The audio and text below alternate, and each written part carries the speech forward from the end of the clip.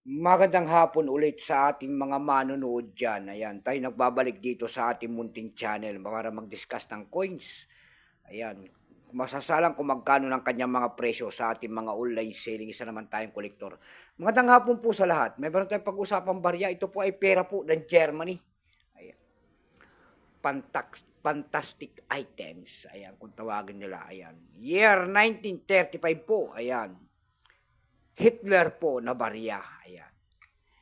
Hitler coins. Ayan. Tingnan natin ang kanyang presyo kung magkano ng kanyang halaga sa ating mga online selling. Ayan. Baka mayroon kayong mga ganyan mga coins. Ayan. Baka pwede niyong, ayan. Mag-comment po kayo dyan. Ayan, kung mayroon kayong mga ganitong mga word coins. Ayan. Ayan ang ating isasalang kung magkano ng kanyang presyo year 1935 po. Ayan. 5 race mark. Ayan, kung tawagin niya, 5 race mark. Bago tayo magsimula sa ating talakayan, magpapasalamat lamang tayo sa lahat ng ating mga tagapagsubaybay dito sa ating munting channel, lalo-lalo na ang ating mga subscriber. Thank you so much sa inyong lahat. Mabuhay po kayo and God bless. Maraming salamat din po sa mga followers ko do sa ating FB page, Samuel Soriano po.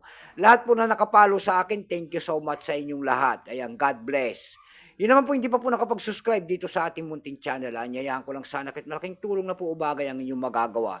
Tulad na lamang po sana ng pagpindot ng ating subscribe button, like and share para ma-update ko naman kayo sa mga bago ko pang gagawin mga video po. Ayan, bultuhan po ang bilhin natin sa mga ganitong mga coins. Ayan. Tingnan natin ang kanyang presyo, pero bago yan, tayo muna ay kilalanin siya. Ayan, issue po, Federal Republic of Germany pala yan. Period niyan,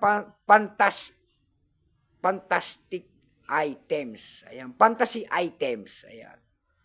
Value niyan 5 Rex marks. Ayan. Composition nickel. May bigat lamang itong 21.5 mm. May kapal po naman itong 35 mm. Hugis po syempre bilog. Orientation ay medal alignment. Number NDAS126514. Reference number. Military Half Eagle. Hitler in left. Ayan, kung tawagin niya. May eagle pala yan. Ayan. Ayan. Eagle 5 RAM Rex Mark. Ayan. Hindi maano ang dila natin. Ito pong year na nabubulol pati ako, nabubulol na sa coins na ito. Ito pong year 1935 na ito. Ito po ay no percent. Ayan. Wala rin may pakita ang ating Germany kung ilang piraso ang ginawa sa barya na ito. Pero may presyo yan do sa ating numista.com. Ayan. Yung kanyang very fine, kung tawagin ng ating mga kolektor, ito po ay 310 pesos. Dako tayo sa kanyang mga presyo sa ating mga platform. Ayan. Do sa ating eb.com, mayroon tayo nakita nagbebenta nito ng $15. Nasundan po yan ng $14.50. Mayroon pinakamababa doon na $5 na bintahan. Pinakamababa po $5 na. Meron pa tayo nakita doon na $6.99.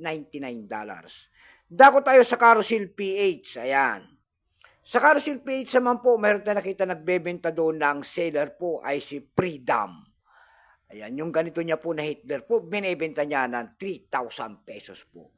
Ayan lamang po ang ating may babaging kanyang presyo. Keep safe po sa ating. God bless.